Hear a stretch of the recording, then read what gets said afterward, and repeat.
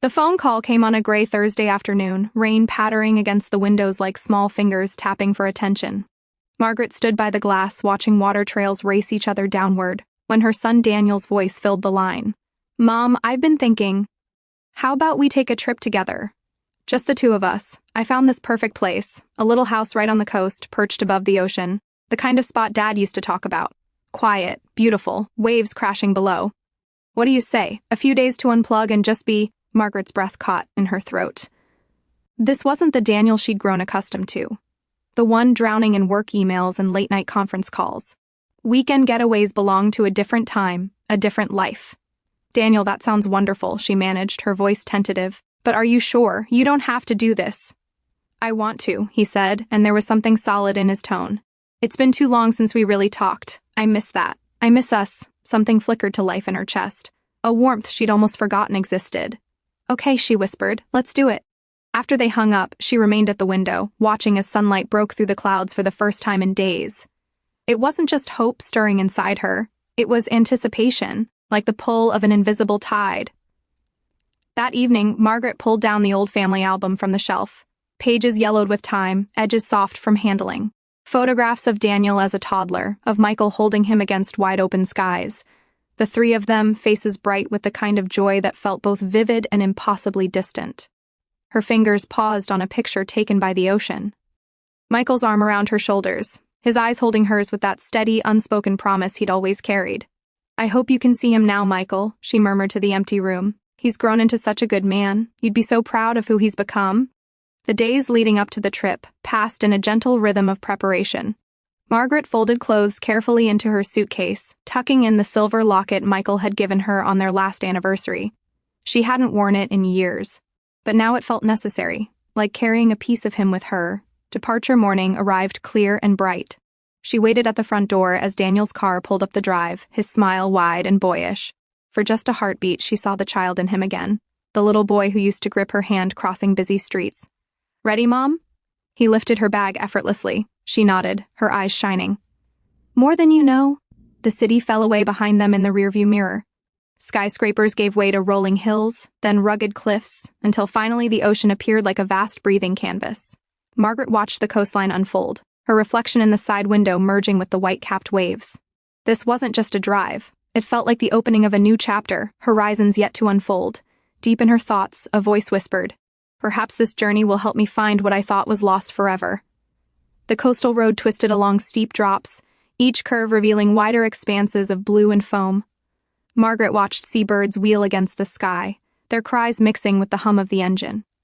Daniel fiddled with the radio until an old song drifted out, pulling her mind backward. Not to the present rush, but to the sun-drenched beginning of her life with Michael. They'd met at 23 in a small seaside bookshop heavy with the scent of salt air and aged paper. He'd wandered in looking for nautical maps, his smile uncertain, his voice warm with easy charm. "Books aren't really my thing," he'd admitted, rubbing the back of his neck. "But if I'm going to sail those waters out there, I should probably know what I'm getting into." Her laugh had surprised them both, light and unguarded. She'd helped him find what he needed, but he'd lingered, weaving questions about her favorite stories, the ocean's moods, dreams left unspoken. He returned the next morning with hot tea and stories that stretched until the shop's closing time. Their connection grew slowly and surely, like mist burning off at sunrise. They shared whispered conversations about unread novels, unexplored beaches, tomorrows they'd build together. Their first trip had been to a weathered cottage above a protected cove ringed by wild grass. Michael had packed the trunk with more food than they could possibly eat. Days blurred into shell collecting and starlit confessions beside driftwood fires. His gaze wasn't fierce. It was knowing, as if he treasured her shadows as much as her light. When Daniel arrived, that same gaze lived in every look Michael cast their way. "He has your spirit, Margaret," he'd say, cradling their boy. And she'd smile, seeing their shared hopes reflected in those wide eyes. Now, as the car hugged the clifftop road, Michael's laugh seemed to ride the wind, soft and persistent, like a familiar melody you can't quite forget. Daniel glanced at her. "Penny for your thoughts. You're somewhere else." She smiled gently. "Just sailing through old memories. Your dad? He lived for the ocean. Said it kept him grounded." "I remember," Daniel replied, his voice soft. "He used to tell stories about it, about how the sea taught you to breathe deeper, to let go." Margaret nodded. He believed peace wasn't something you chased, it washed over you when you stopped running from it. A comfortable silence settled between them, rich with understanding.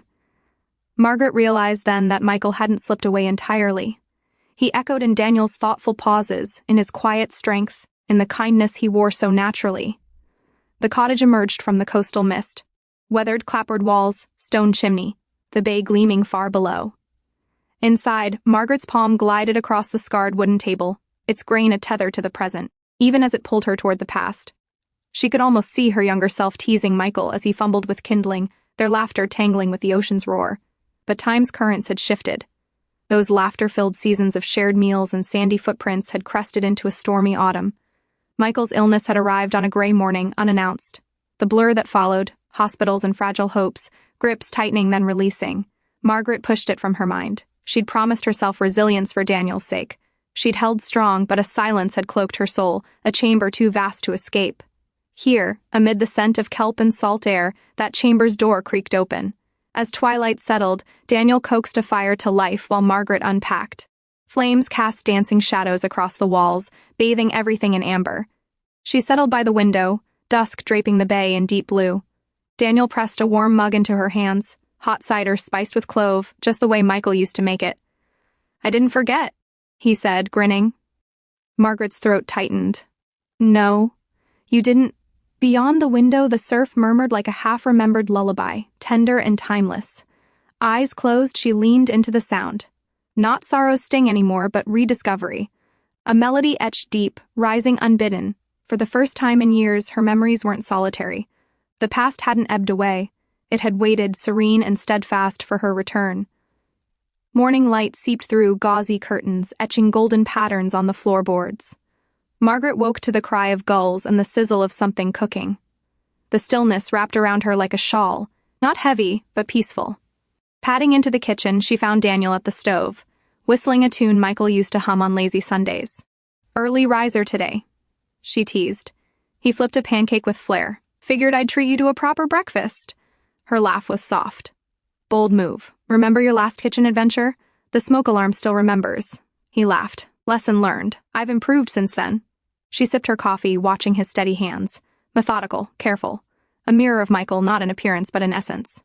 After breakfast, Daniel suggested a walk to the bay. The trail wound through dunes, fringed with seagrass, the air sharp with salt and wild herbs. Margaret walked slowly, absorbing everything. The breaker's rhythm, sand sighing underfoot, light filtering through the grass. Nearing the water, she spotted a figure by the tide pools, fishing rod in hand, stance relaxed but patient. A silhouette she'd known in another life. He turned, and her step faltered. "Margaret?" His face showed surprise, then warmth. "Margaret Davis?" Daniel looked curious. "Old friend?" She nodded, voice hushed. "From years ago." "Robert?" "Robert Chen." The name surfaced with a cascade of memories. Conversations over archival documents, reaching for the same file. Murmurs that bridged the void Michael's fading had left. In those shadowed months, they'd drawn close, not in romance but in shared solace. He'd lost a sister to illness.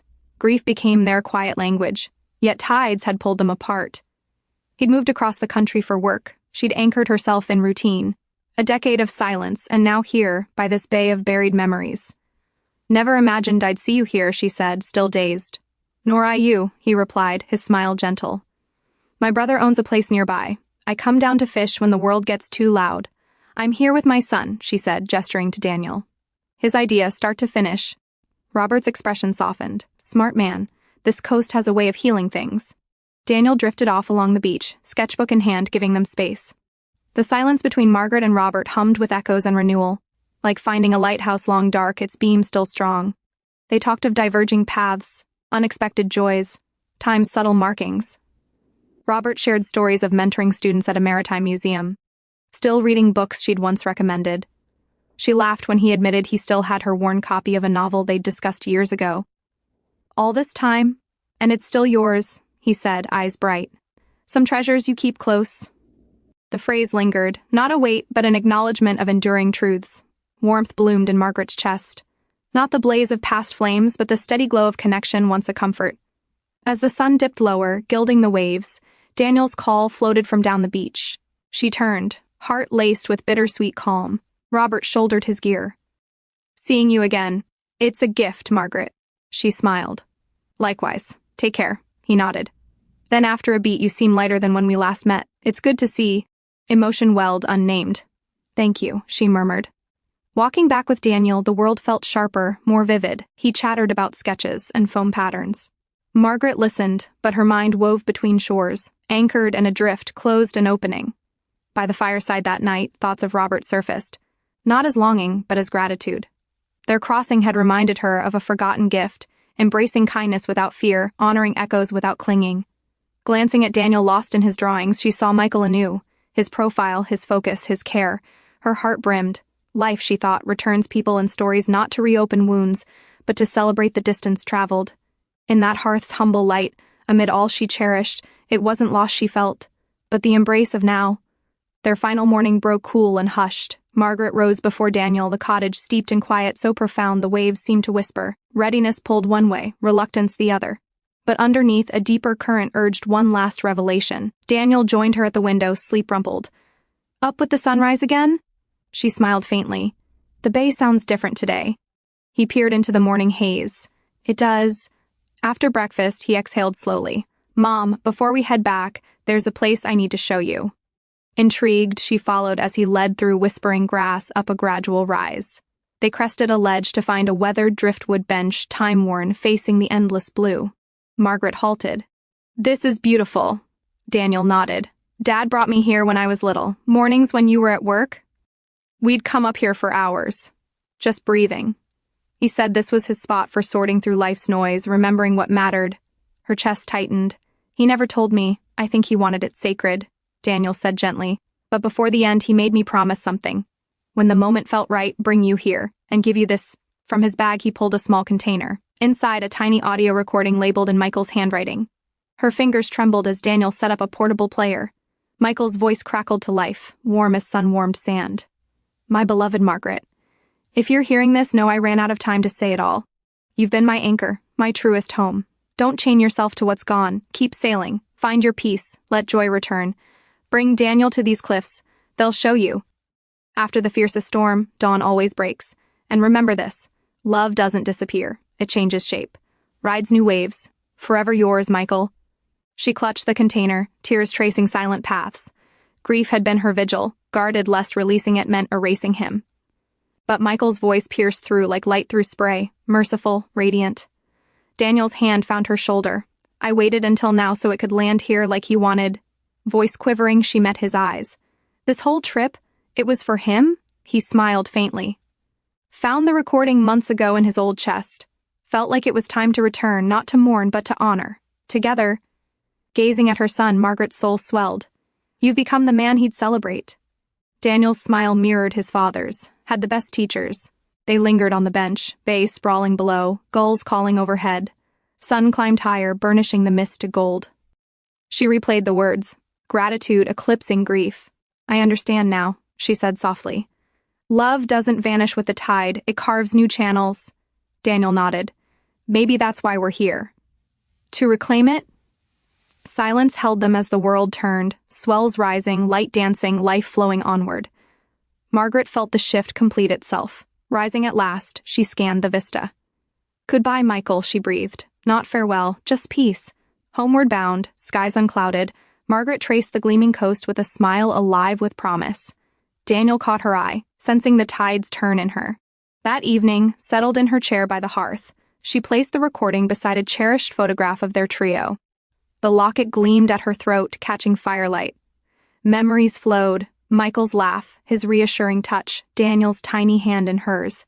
Each pulsed vital, not scars but testaments to an undying current. Eyes drifting closed, she spoke to the quiet. This is your gift. Love transforms, but it never departs. Beyond the window, night breeze sighed through branches, carrying eternity's whisper. Not vanished, merely changed. In that amber stillness, Margaret grasped healing's true nature. Not erasure, but evolution into light. The waves would keep coming, the tide would keep turning.